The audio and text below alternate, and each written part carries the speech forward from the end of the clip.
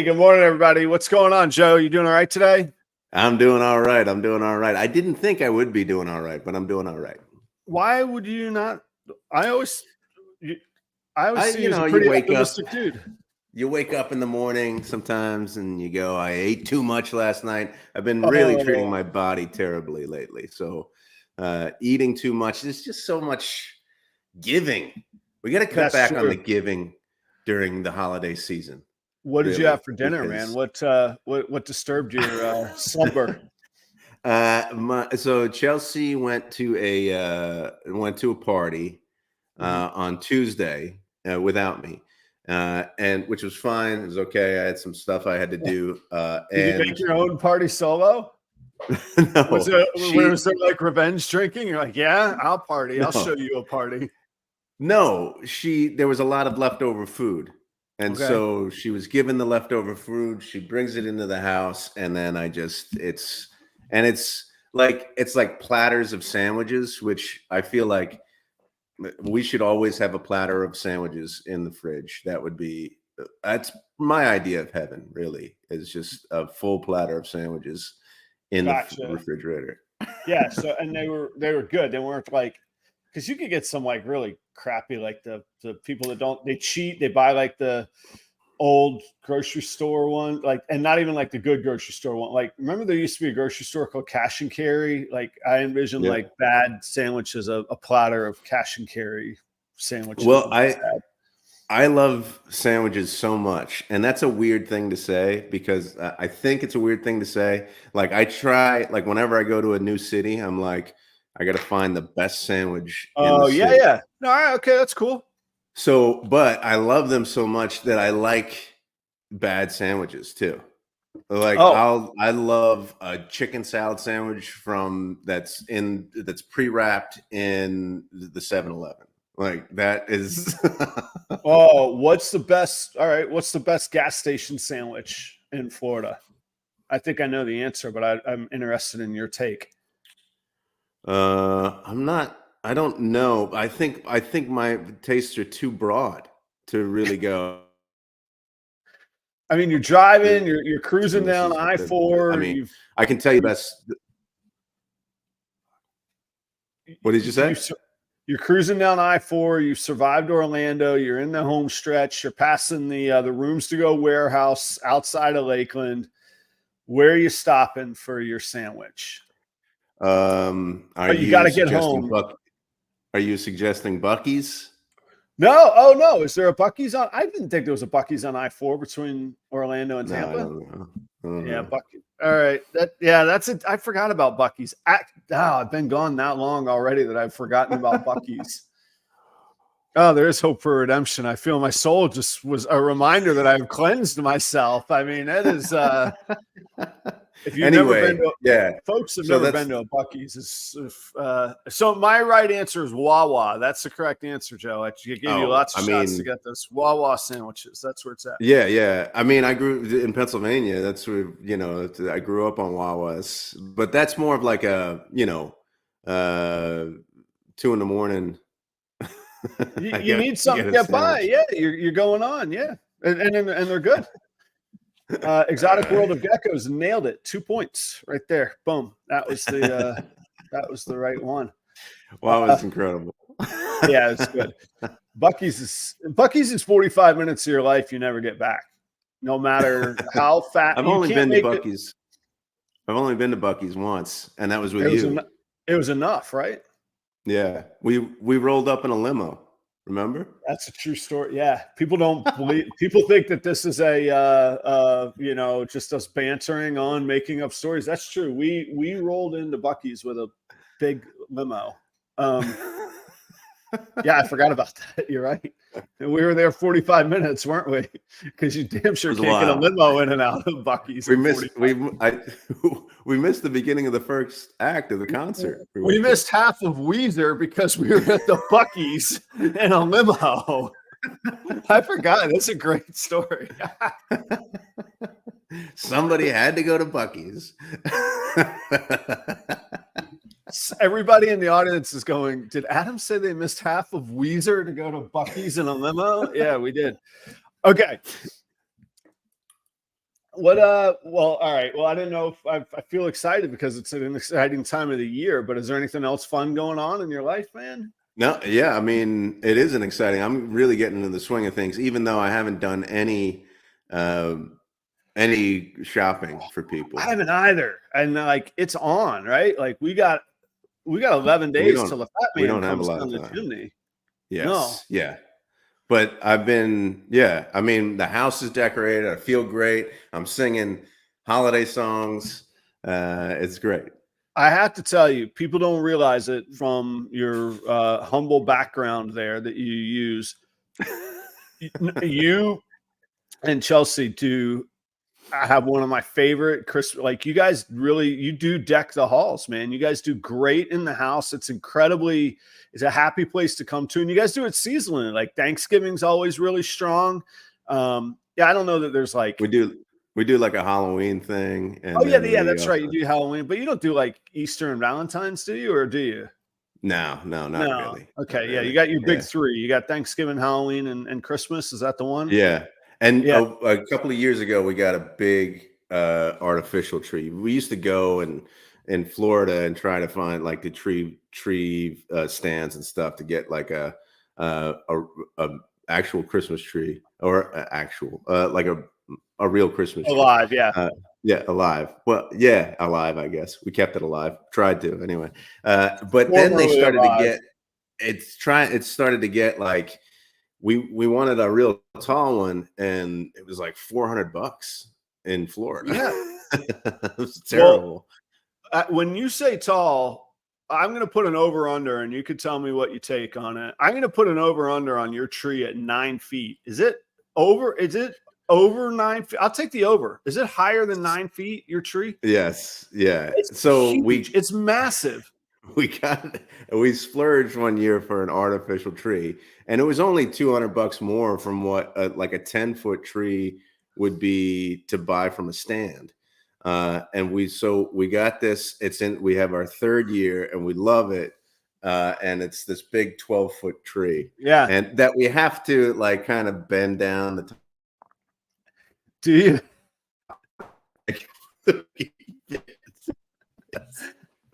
I didn't realize that. No, I suck at decorating. I'm not good at I'm good at practical design, but I'm not good at what would you call it?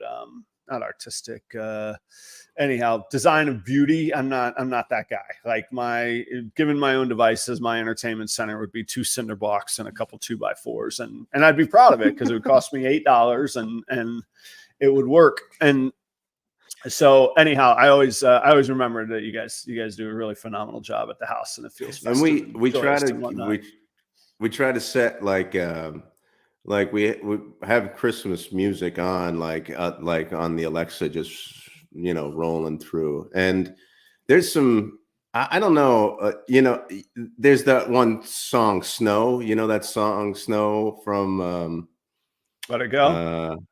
yeah, it's like it's Rosemary Clooney from White Christmas, and Okay. she's like, "Snow, I want to wash my hands, my hair, my face with snow." It's a really weird song, comes on every few hours. There's that one that I think is really odd, and then there's that one that I always think is kind of suggestive. It's Mama kissing Santa Claus. No, it's the one where it's Santa Claus. He's got a big fat sack upon his back. Oh, it's Lots of cold, goodies for baby. you. Baby, it's cold outside. Lots of goodies for you and for me. Oh, Leave your peppermint stick for old Saint Nick hanging on the Christmas tree. doobie doobie doobie. No, I don't know it, man. That song? I don't know. I should. I mean, I know music. I'm pretty good with music. I don't know either of those songs though. Yeah, it's probably because we have it playing all the time around here. Yeah.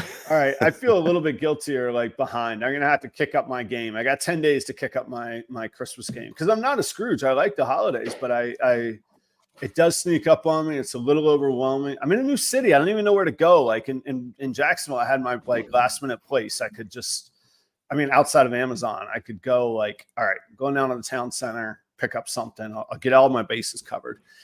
I mean, they got Mall of America, but I don't feel like my first experience in Mall of America should be holiday shopping season. Yeah, That's yeah. oh my gosh, that hey boy. I'm a little bit of a crowd anxiety kind of dude. Ooh, okay. How about movies? Do you like the holiday movies? Joe, I think I've watched 3 movies in the past 15 years, man. I don't know. Adam, come on. Christmas Carol. I mean, that's becoming my favorite movie is A Christmas Carol. Like still favorite. For 3 hours, what?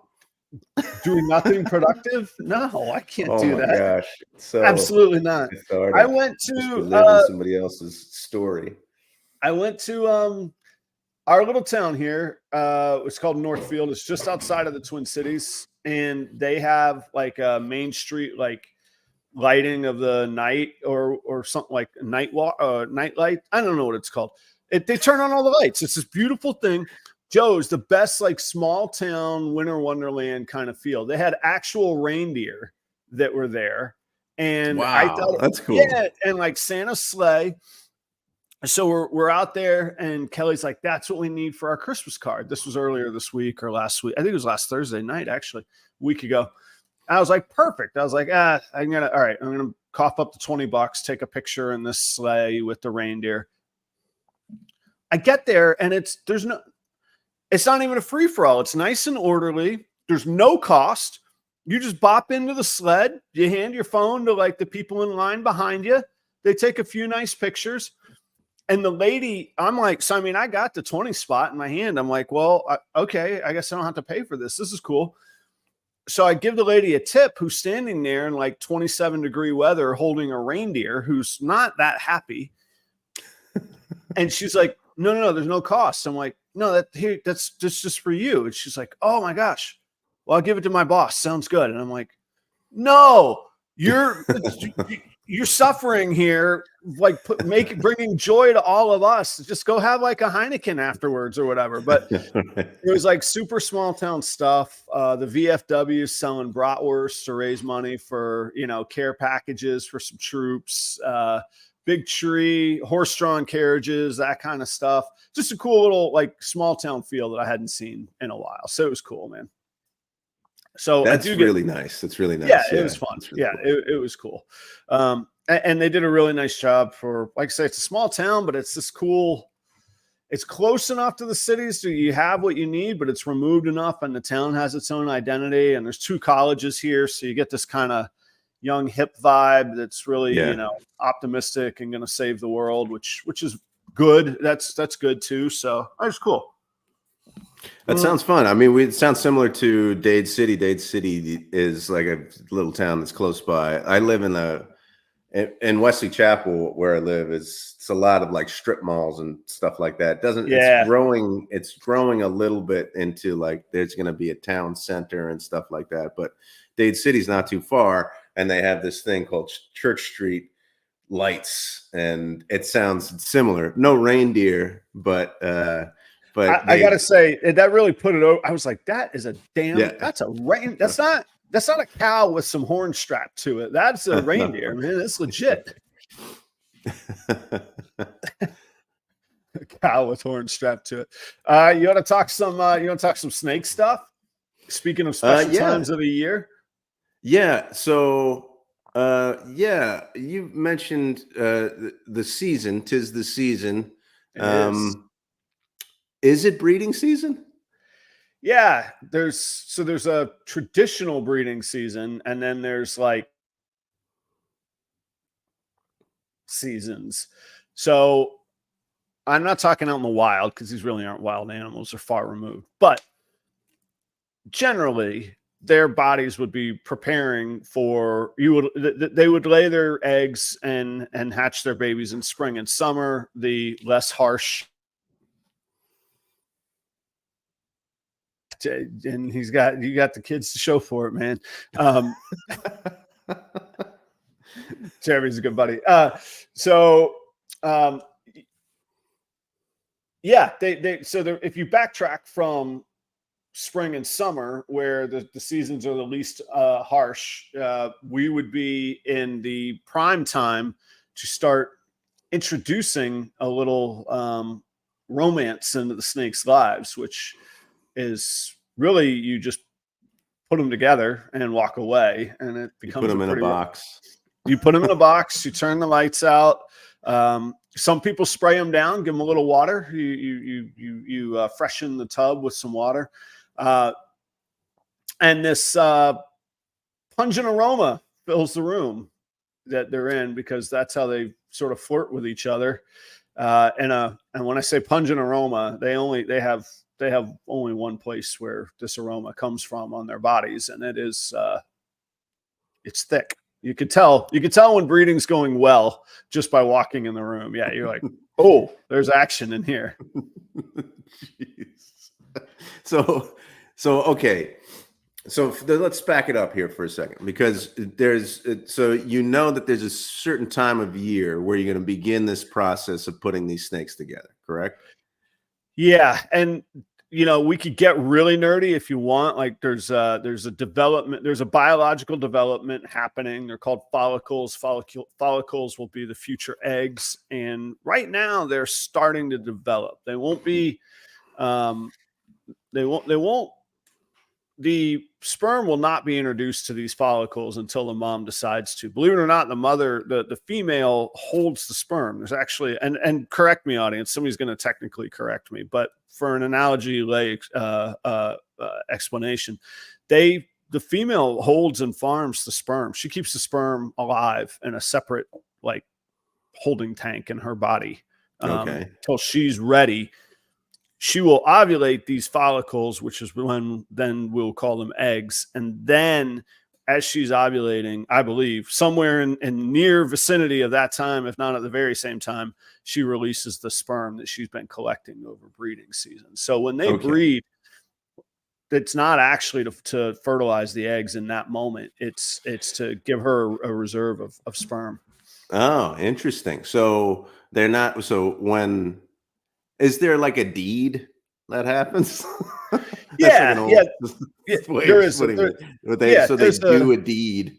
There's a bit of a horizontal tango. Yeah. So if these were the two tails of the snakes, they might do this, and then you would open the tub and you would see this, and they both kind of stick up in the air. You see the tails interlocked, sticking in the air, and that's a wonderful sign. You write it down, you mark the lock, you call that a lock, and you mark the lock that you get, and you start, things are exciting at that point, because you're saying, all right, this is good. And you would track those. We do this for up to honestly, so one of the expressions is just pair until something happens. But with an ultrasound technology, you can pinpoint when you want to pair them. And so we go for about 3 locks, but sometimes you might have 5 or 6 locks throughout the breeding season. Locks, and that's the tails together. Yeah, that's the successful deed, as you called it. Yeah. But you're calling it locks. Yeah, we call it a lock. A singular. Okay. A lock. Yeah, that's okay. A lock. Okay. Yeah. All right. So before though, that as in the key going into a lock. A lock. Okay. All right. Yes. I got it. But before all of this, you're deciding which ones you want to pair. Yeah, and that's you took the bait, Joe. We didn't. Our people might not realize, because of our incredible product, but our show prep is relatively minor, and so we didn't get into this much on the show prep text last night. But yeah, the anticipation, the prep of what you're going to pair, the looking forward. So I have 6 to 9 months ahead of me of anticipation of all of these pairing visions coming to fruition, of what we were hoping for, looking forward to. It's wonderful. I've come to really appreciate in life the anticipation of a thing versus the thing itself. Yeah. I really think it's why we like Christmas. Yeah. We talked a little bit about I love planning a trip than the actual trip. The trip is still fun, but there's something really, really fun about planning a trip. Yeah, you get to look Um, forward to it. Going to work is a little bit easier because you got something really cool at the other side of it. The so joy of Christmas season, all that anticipation. I really love it. So you're spending time before breeding season. A breeder spends time before breeding season looking at the inventory that you have and Yeah, going, how do I pair this? And what are the, I mean, and you're just simply asking the question, what's going to go well together? And what's going to produce the thing that I want, or is it more like, hey, what if we put this one together with this one? Uh, usually maybe it's on a spectrum like that. it is on a spectrum, and it's a little bit of almost everything we talk about often. You could pair, and I'm putting this stuff out there because it's factual, I think. But some and whether people think it's good or not is up to them. But some people could pair because they think something will sell well. You could pair because you think it's this beautiful artistic project that you're going to see the fulfillment or the realization of after working on for several generations, and everything in between. Generally, though, it would not be just, hey, let's see what happens if we put these two together.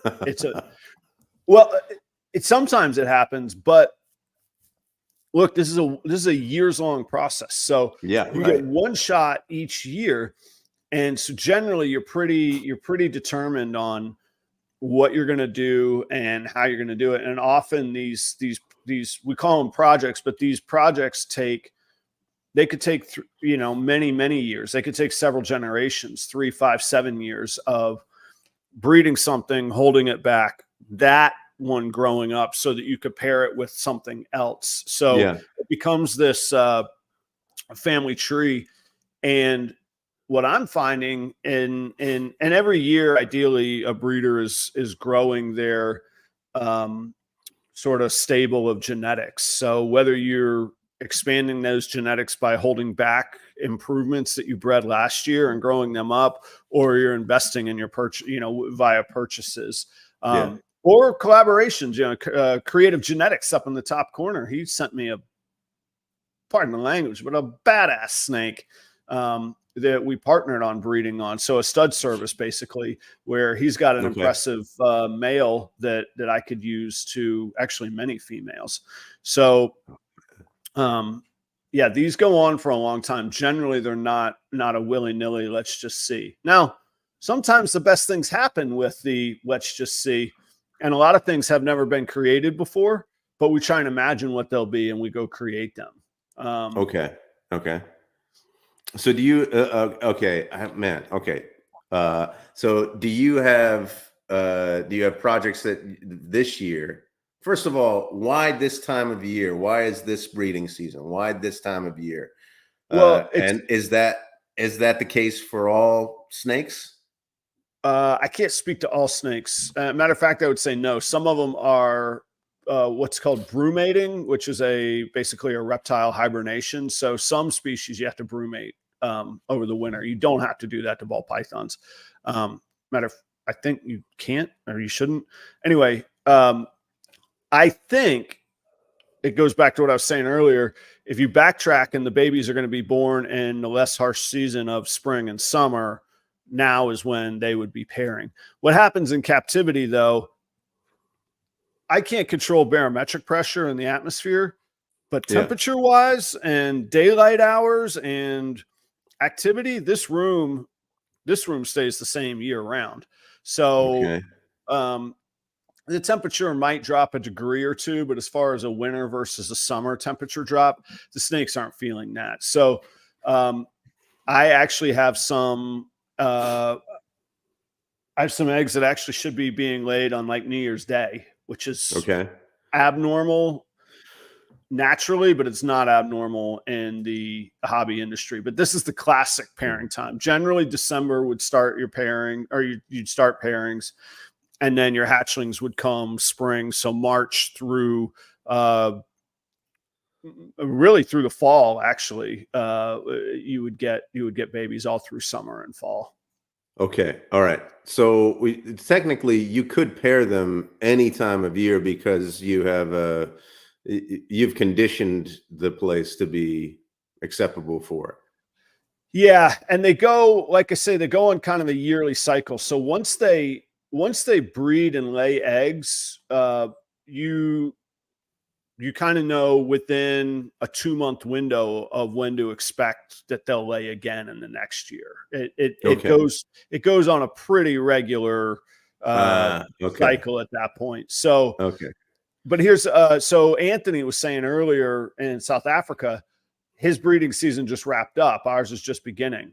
If I buy Okay. a snake from South Africa, it doesn't care that I'm in the northern hemisphere. It's not going to go, hey, well, I got to change my cycle and fast forward 6 months. It's not going to do that. It's going to Okay.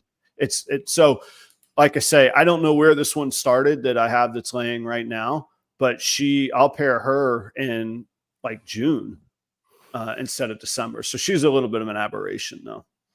So, okay, so you decide, you go, okay, this is the project that I'm working on, and then I imagine like you go, oh, I'm going to pair this one with this one, so that I Yeah. could get this one, and then pair that with this one over here, and then I imagine that there are like some leftovers. Oh, there's Does that happen? leftovers from Like, pairing or leftovers of the yeah, baby. where you're just like, all right, I haven't, because I'm excited about these two together, these two together, these two together, but then you got some other ones over here that you're not that excited about. Do you Yeah. go ahead and pair them? That depends. Again, that gets into an age old debate in the industry. Should you? I not 100%. I'm not a holier than thou kind of guy. I'm not that. There is a thought process that I generally agree with that if you don't, if I think the expression is if you don't care, don't pair.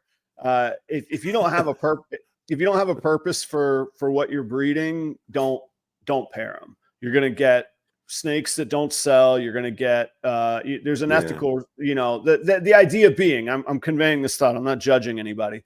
The idea being, okay, if you have unwanted animals that aren't exciting to you, yeah, where are they going to end up? Are they going to end up dying? Are they just going to flounder because nobody cares for them? But then there's the other side of the equation that goes, well, in nature, king snakes eat other snakes. They need to eat. People have pet cobras.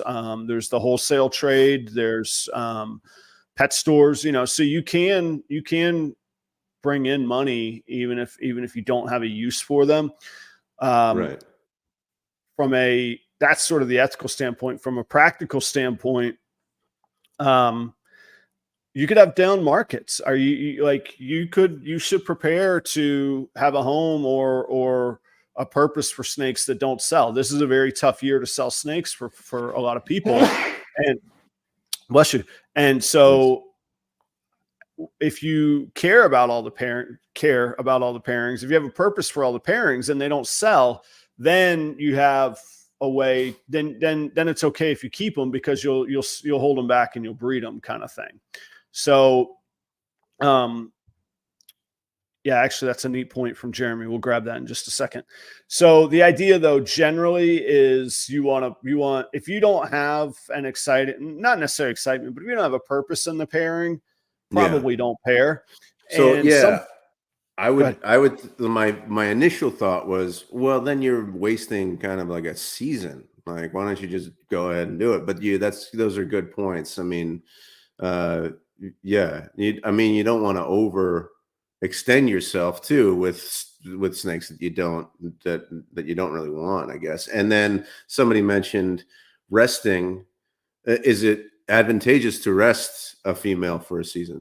good point. Yeah, and I don't know if it's defined advantageous, but here's the thing. Generally, they will skip seasons when they need to, because it is a lot of work. I can understand. I've never experienced it, never will, but I can understand that birthing is probably an exhausting routine. So Okay. they will. A lot of most breeders will give their females a break every 3 to 4 years. They'll just give them a year off kind of deal. Okay. And whether the breeder gives them a year off or not, they'll just take a year off time to time. So if you can do that, they will. Oh yeah, So, yeah. They'll just stop sometimes. Yeah. So that's another question. Do you ever pair where they just don't? Oh The yeah. females Oh, like, if get you the were hell to out of here. go, I don't like this guy. oh yeah, big time. If you were to go on the what will we call it? Snakestagram and universe, the Instagram snake universe, you would see lots of memes about females that we have these great big dreams for that give us the big no. No, we're not going. We're not The doing big that. no, thank you. Yeah. And Yeah. that's another year. It is a years long frustrating thing that, but it also is a years long, really fulfilling, really cool thing.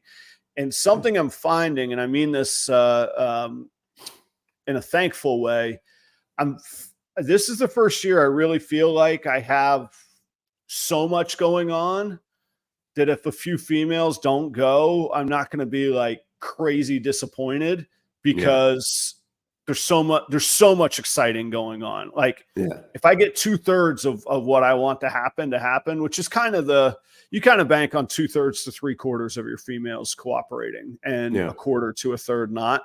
If I get 2/3 to 3/4 of my plans to come to fruition, it's going to be incredible, man. Can the little guitarist, little Eddie Van Halen of Snakes, they do the best. That's true. They do man. the best. Yeah. Are there certain things that males present where the females go, I like that, or is that not detectable? I don't know. So there's characteristics that you could see when one's participating and one's not. Like I keep pointing like anybody can see. I have a pairing back there going on right now. The female is very interested. That tub is absolutely destroyed. She has put all kinds of, we'll use the word scent.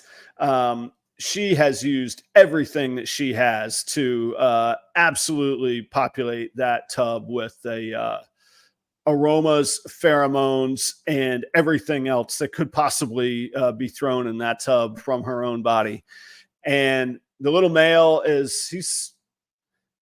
he's not against it, but I'm not so sure that he's as excited as he should be. They haven't locked yet, but I have seen a little bit of cuddling, and then they do, they call it tail wagging. Like both of them will have their tails in the air and kind of fling them around. And then that's where they scent the tub. But yeah, like yesterday I paired them. Yes. I pair on Wednesdays, and then by Saturday I'll separate them, but I pair on Wednesdays. By Wednesday afternoon, when I came back down into the room, I could smell it, and I opened the tub. I was like, oh my gosh, she is highly interested in this male. So it's the first time they've ever paired, and it's his first pairing of the season. And that's the snake that just came from Keith out in California at Creative Genetics.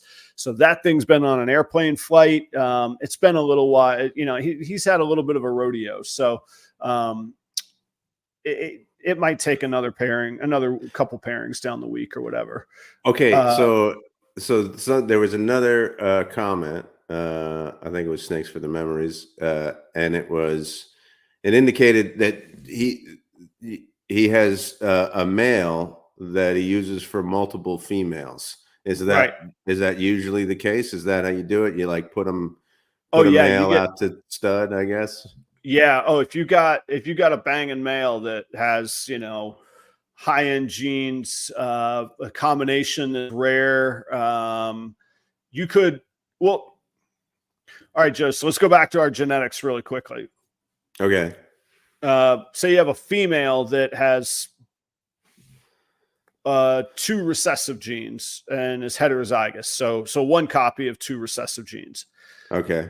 We would call that a double het. A double het female you could pick up for under $500. Okay. A double visual, so double homozygous breeder male no, excuse me, let's stick with the same analogy. A double visual homozygous female. So you got the double het and the double visual female would be about a 10-fold difference. You could pick up a $500 female that's double het. If she's double visual and a breeder, you're probably going to pay at least $5,000 for her.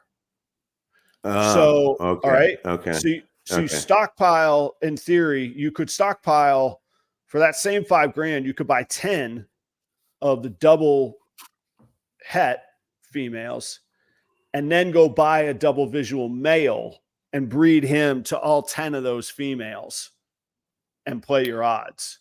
Oh, I see. Now, Okay. 10's an exaggeration. You probably don't want to go to 10. People do, but 5, 6 is kind of the sweet spot. I think that stud from California, I've got 6 or 7 potential females. But remember, I was saying the cycles get spread out sometimes. So at any given time, he's not going to be being paired to more than 2 or 3. We say at a time. You don't put all. It's not like a group party for the snakes. But each week he wouldn't be working with more than 3 females at a time. So you're as you have to pay some. Primary scales says you have to pay some. Mm-hmm. So it's more economical to go. I'm going to get this double visual male and get multiple females that aren't showing what you want and breed them that way. Is that right? That's what you're saying. Okay. All right. Gotcha. And you play that. I was going to say early on, you play that all the time, but it's like a rotating cycle. So females are in high demand and they sell as hatchlings. You might need to buy your females immediately. They come available. They're going to sell. Yeah. You got to sit on them for 2-3 years because they have to mature, but you might not buy a male until like a week or 2 before you need them. So you could defer your money, and because of the way the market works, those males are always going to be cheaper in the future than they are right now. So it almost behooves you not to buy a male until they're, male. Well, I was going to say male breeders sell pretty well versus male hatchlings. They sell better, but even male breeders males are just a real challenge to sell. Jeremy was saying he has 17 males and 80 females. So there's a 5-to-1 demand difference in the market for females to males just from that one example right there. Okay. I see. So are you hoping for that when you breed, are you hoping for just one second. Let me clarify. Troy's exactly right. There's no guarantee you're going to hit double visuals. I apologize. I went into Tuesday night mode where I assumed everybody understood the genetics. Yes, there is still a mathematical gamble. That's what I'm saying. You can play the odds, but your odds across 10 females, or in the example, provide a financial benefit to trying across 10 versus doling out the money to go 1-to-1. When there's no guarantee that the 1-to-1 will breed either. So you can hedge your bets by betting across a number of females as well. Yeah, but you're also taking care of 9 extra snakes. That's correct. Yeah, that goes into the equation. Very astute point, Joe. Your grasshopper is learning, man. But that doesn't. But that cost won't even get you to getting the visual female for $5,000 double. That's visual. Right. Yeah. Okay. All right. So okay, go ahead. Another way to look at it is the time dollar equation. One could say, I'm not playing these odds. I'm not waiting 2 years. Over 2 years, $5,000 is nothing in a profession. Spend the money right now and double your odds or guarantee the outcomes. So you can go that way as well. Primal Scales has some jokes this morning. Ken, Joe, let me tell you, man, Ken's a great guy to have a beer with. If that, I think, and I mean that. Ken is a fantastic, sit down, have a beer, good insight. he always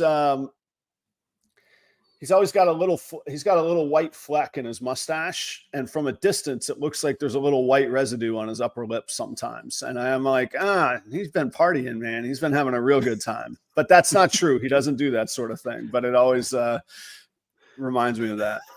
Yeah, Ken, we are due for a beer, man. We need we'll definitely have a beer in March, but if we can figure one out before then, I am down.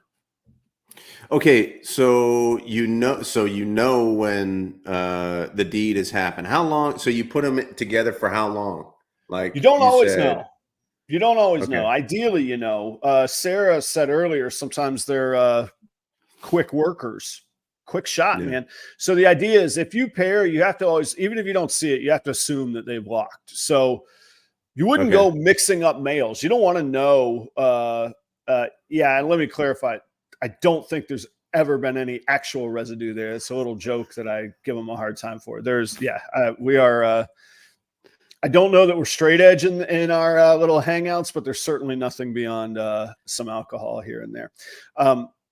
So you have to assume, you wouldn't want to go mixing up males in your pairing. So when you pick a lane, you kind of stay in that lane. Oh, you're getting lost in the double hets odds. Right? Yeah. This is the day at a show when I make the joke where I'm like, at a reptile show, it's all day long. Morph, het, morph, odds, chance, could, het, morph, gene, combo. And I'm like, yeah, you're going to have, yep, you can do it. That's true. You can get it. Yeah. Now, Jeremy, on the other hand, likes the, as he calls it, the box of chocolates. Who knows what will happen? Let's throw a bunch of males in there and see what we get. He doesn't do that. Jeremy keeps very good records. What I'm saying, though, is if you're dealing in heterozygous, non-visual combinations, it could leave you in a situation where you don't know the genetics of the babies if you go mixing up the males. Yeah, like balls and strikes, right? What he says, the double het females is what we can afford. So every egg that hatches is like a box of chocolates. And so you never know what you're going to get. That's a great analogy. That's something that I can remember. Double het female. Right? Yeah, but that's different. What I'm talking about. If you put two males in that have different heterozygous genes, that at least if you have one male, you could say it either is this heterozygous or it's not. It's a binary yes or no. And we would attach a 50 or 66% odds to that, which is a whole different conversation. I'm saying you wouldn't put a het pied and or you wouldn't want to. In this day and age of genetic testing, sometimes it is still worthwhile. You can pay to have those tests done. But as recently as 2 years ago, you couldn't. I mean, this is the evolution of what's happening. This is why it's such an exciting anticipatory time, too. Not only are we breeding, not only are we having our plans come to fruition, we are eliminating variables through genetic testing. And it is slingshotting the breeding and the breeding visions. I mean, just exponentially forward. It's an incredible time to be breeding ball pythons with these evolutions going on. How much? What does it cost to get a genetic test done, though? Well, I'm glad that you asked, Joe, because I didn't ask you to pitch this to me. But if everybody checks out the properroyals live, there's a promo from shedtesting.com. That's Gray Rider at Charlie at shedtesting.com. He's going to give you 15% off of your shed test just for watching properroyals live. That's proper 15 is that promo code. 15% off. Normal prices are about $50 a shed, and there is another company, and I think their prices are generally around 70 per shed. So there is a cost analysis that goes to shed testing. So, and I think it's important because a lot of people very quickly just go to, well, don't worry about the pairing. You can shed test it. Well, you can, but if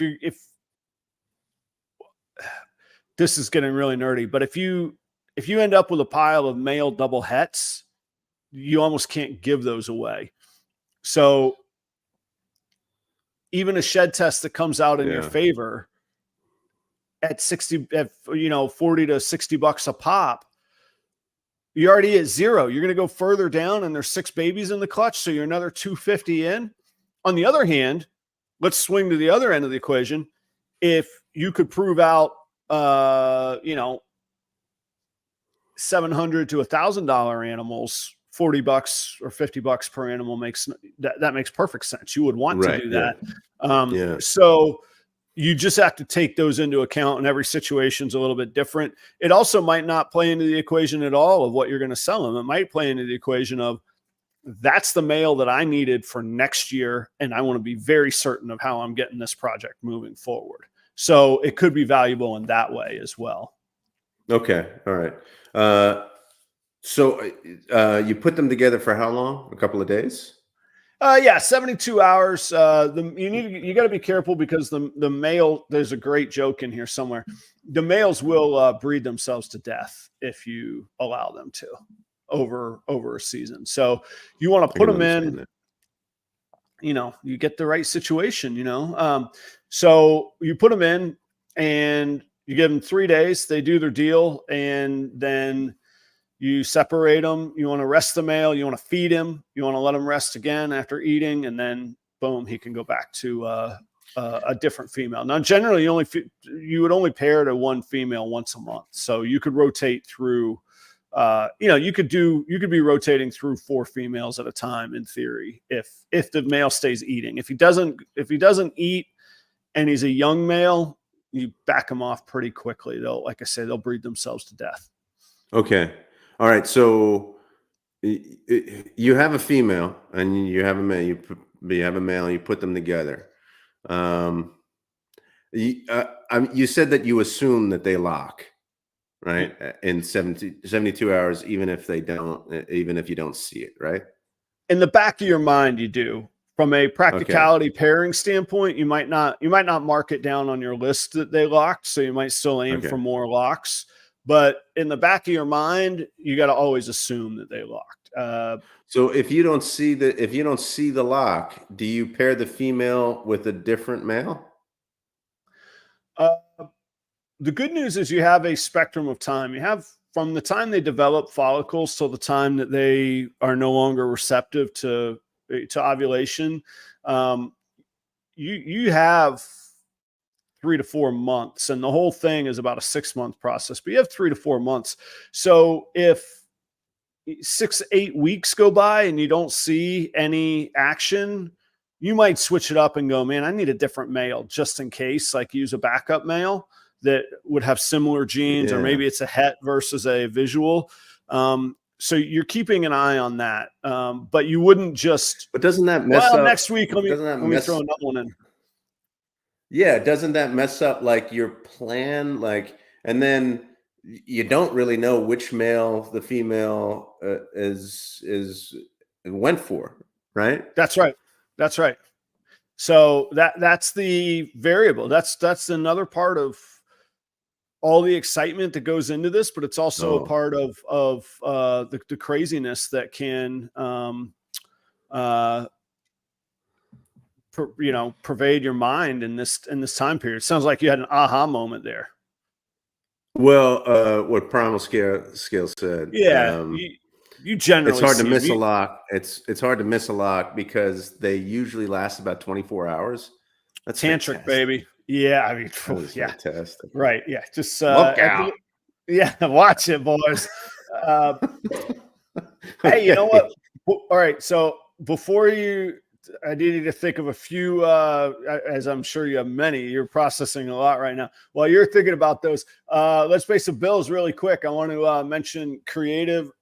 I got to get better at this. Kreative Genetics up there. That's Keith out in California and Fresno. Keith is working, speaking of visuals, double visuals, Keith is working with axanthic clowns, pieds, hypos, specifically with the stranger gene. So stranger combos coming to you from California. I own some snakes from Keith, and I'm working on a breeding project with Keith. I trust him. As you know, I got my skin in the game on this sponsor. So it's not just a business arrangement. Check out Creative Genetics for any of those combo needs that you're looking for. You can see pictures on my Instagram of his male stud being paired.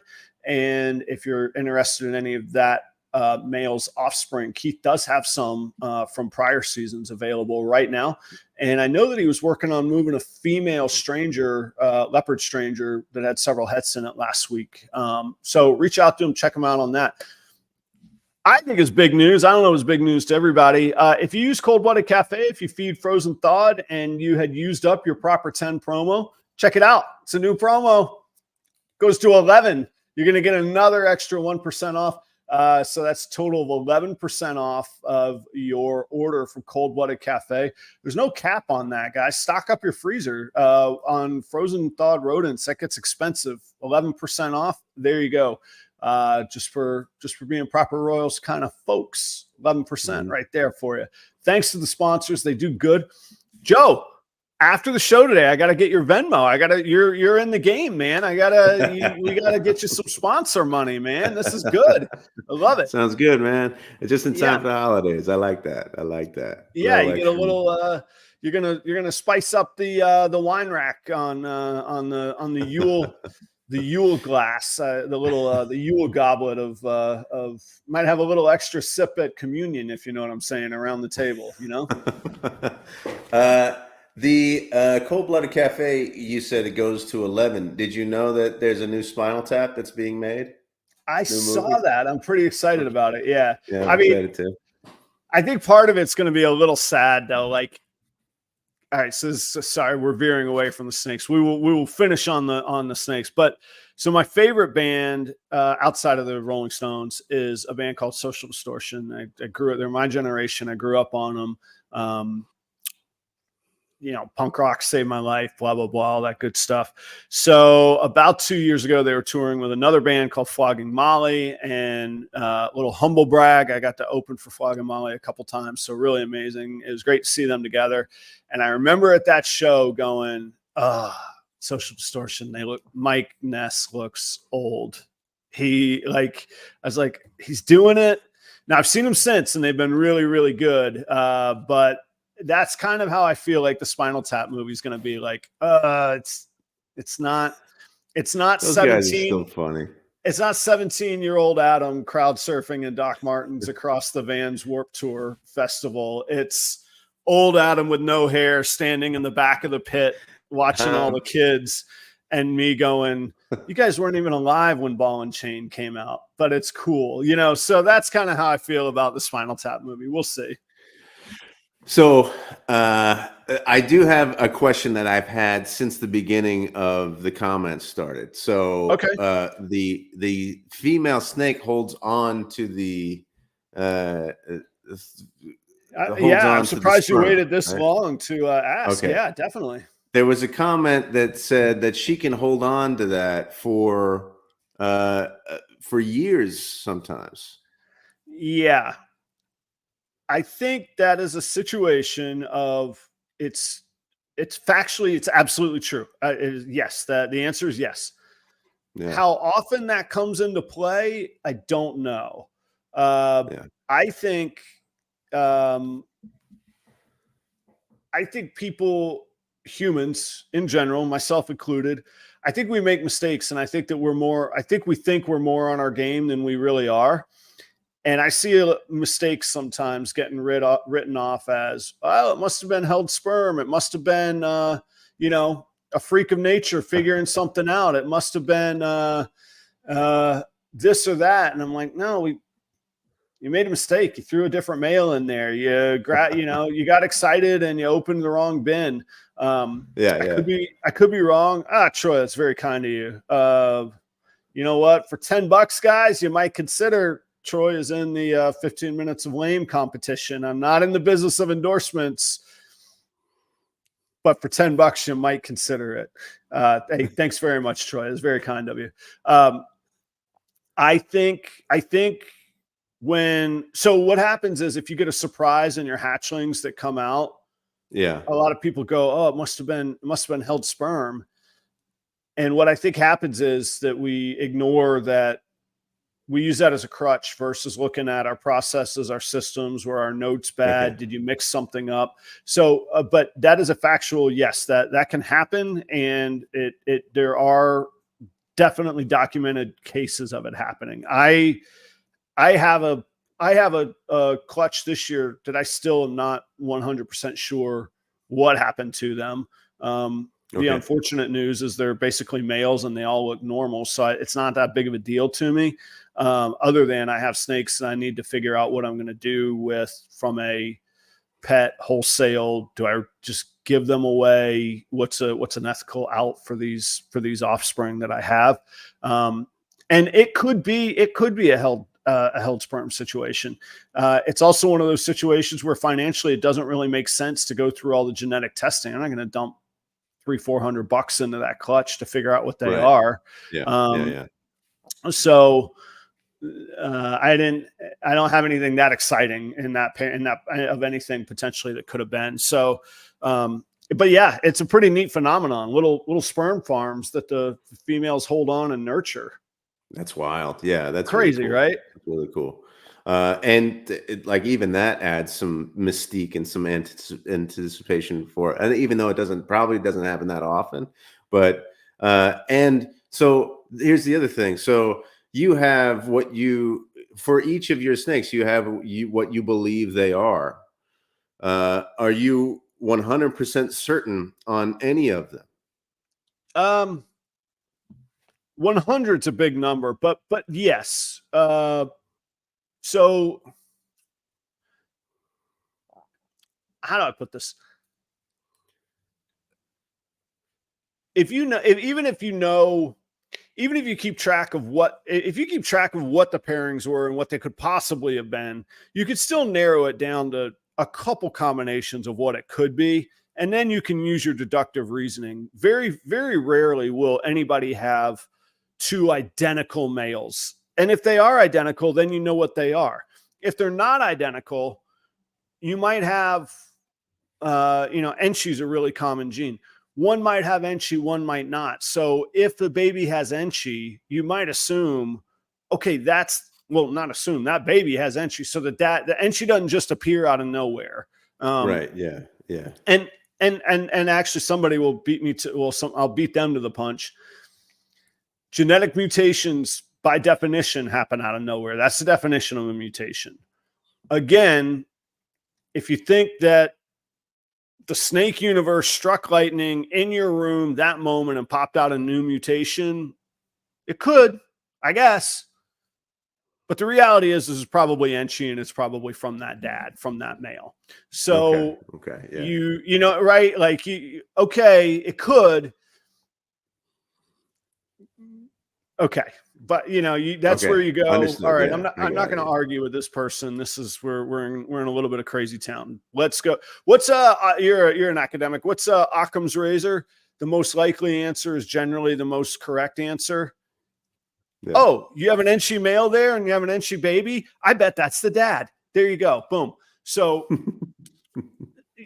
to say with 100% certainty, no, but with really, really high reliability. And then you would consider too, because some snakes, there's almost no pet owners that are going to buy them. Almost no pet owner is going to dole out $5,000 for a pet. They are out there. There's the collectors that are kind of crazy. So if you're selling to breeders and you know how important it is that you have it exactly right, and it is a multi-$1,000 animal, in this day and age, you're going to genetic test it and you're going to give that, because that's going to be a higher selling piece. You could probably build that into the price. Hey, this snake has been genetic tested. You're getting it from properroyals, unblemished reviews, well-respected across the community. Okay, I'm the guy you want to buy this high-dollar snake from. So you can know with a high degree of certainty. Okay. Does that satisfy? Is that satisfying or unsatisfying? Yeah, I can get that. I get that. Yeah. I don't mean from like a grading, like, did I meet the rubric? I mean, like, do you feel fulfilled in the explanation? Yes. Okay. Told you it's an You did exciting fine. time, Joe. This is pedal down. Like I need you on board here, man. Have you started doing this yet or no? You've started? Yeah. Locking? Yeah. I do have a couple locks. I'm on my second or third week of pairing this season. And what's really weird though is, like I say, the season gets really drug out. So I actually just finished some of the very last pairings maybe 3 weeks ago as well. Like I say, I had one female that well, that was a little longer than 3 weeks ago, about a month ago.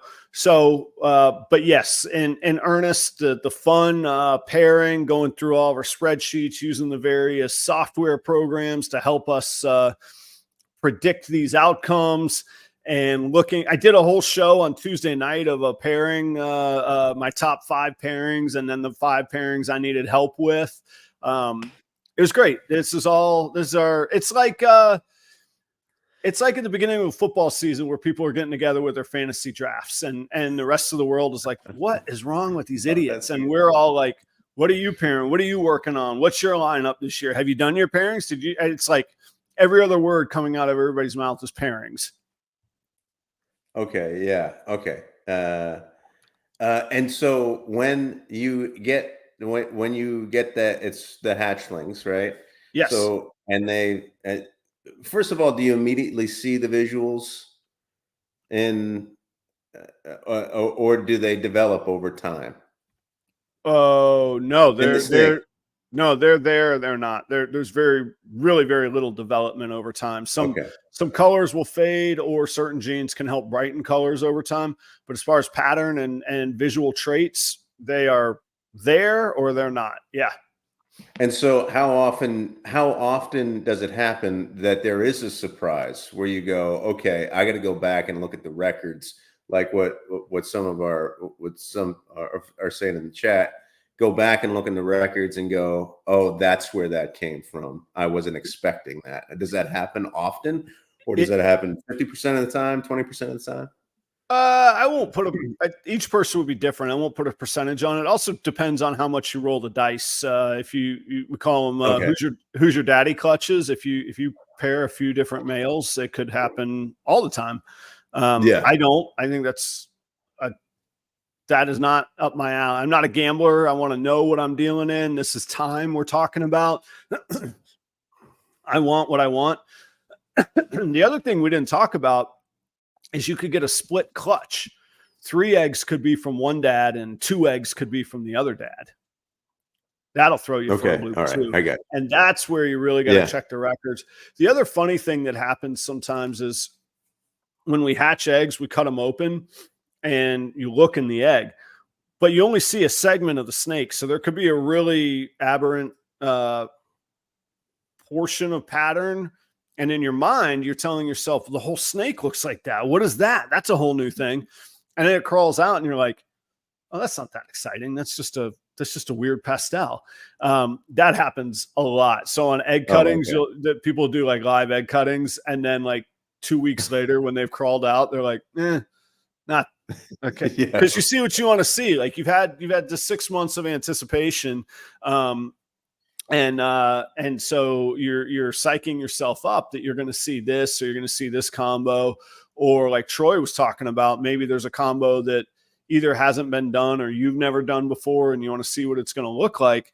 So you have this vision in your mind of what it's going to be. So you're looking for these things that you think it'll be. And you're like, yes, and then like 2 weeks later, you're like, oh, that was just that little part of the snake. So, yeah, so that's what. I'm just checking out the comments. Sorry. This was very engaging. I think. I told you, man, it's exciting time of the year, man. This is, and it goes on for this kind of chatter will go on for the next 5-6 months, and then it will be. Everybody will be cutting eggs. We'll all be showing off our hatchlings. We'll all be going, what is this? What is that? And it drives the cycle too. Like by October and November, the market is flooded with hatchlings. Prices will drop because there's so many hatchlings available. Breeders people that are done with their breeders will go on sale, so you can buy. Say Troy is ahead of me on some project and he doesn't need a particular male anymore. That will be for sale. You could buy new breeders. So it all plays into the cycle of the economics of it too. So last question, what do you really, do you have pairings that you're really excited about right now? Yeah, big time. Again, through the, definitely I was going to say the kindness. It's not only the kindness, but definitely the kindness of another breeder. I have a, that we should name him. That breeder is Keith at Creative Genetics. I have a VPI Clown Axanthic breeder male. And I have, that's a double recessive visual. It's a visual double recessive. When I think hard, I have to repeat what I heard. Yeah, and I know I'm speaking a different language. Like I apologize, Joe. Just say it again one more time. Clown Axanthic. Axanthic. But Yeah. what were the first few letters that you said? VPI? VPI. So there's like 5 different lines of Axanthic that are non-compatible. Okay. So I have to, you have to identify what line of Axanthic you're working with, because if another breeder buys an Axanthic, and Sarah, for example, works some, maybe not exclusively some, with TSK, you put a VPI to a TSK, you're getting a brown snake. You're not getting anything special out of it. So it's a VPI Axanthic, but a Clown Axanthic, and he is going to a variety of my Axanthic and Clown females. And I have one double het Axanthic Clown female, and she has 3 codoms in her. So yeah, some banging possibilities. I'm very, very excited for what that male's going to do. I'm excited for what Keith and I are going to produce. And that's just one of the many things I have going on here at the Proper Royals Reptile Ranch. Yeah, you got a lot going on. So I'm very excited. This was very enlightening. Very, very enlightening. Yeah, the hour flew by. I thought I knew everything I needed to know about breeding, but apparently not. I'm going to leave you with this gem, Joe. Little trivia. Trivia Thursday doesn't roll off the tongue as well. How many, if you were to guess, how many male organs, so to speak, would you say a snake has? Male organs. Yeah, and I'm just talking about the business end. Just the. We're not. I don't need you to count gonads or anything. Just the business end of of a PG show here. How many of those would you say? For example, human males have 1. Just to be particularly clear what I'm speaking of here. Okay, I understand. I would say that this would be some kind of astronomical number that would completely blow me away. So I would say 4. It's not 4. That would be exciting. It's not 1, because otherwise it wouldn't be trivia. That would be a horrible way to end the show. Hey, yeah, trick trivia 1. Yeah, that's dumb. So the answer is 2. They have 2. Yeah, it's a little dual ping ping. Yeah, right there. Turn it over, Joe. I'll thanks to the audience, thanks to the sponsors. Sounds like fun. We packed in the hour there. Hour 10 minutes. We're in overtime. We gotta get on with our lives. Hope everybody has an awesome Thursday. Joe, have an awesome week, man. Hey, thanks everybody. Appreciate it. Have a great week. See you guys.